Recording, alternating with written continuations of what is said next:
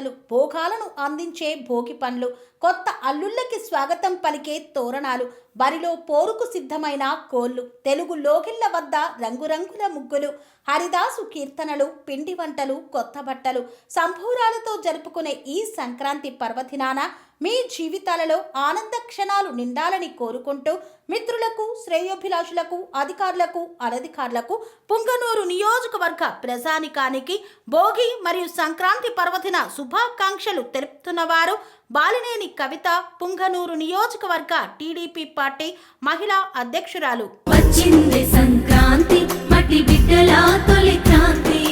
వచ్చింది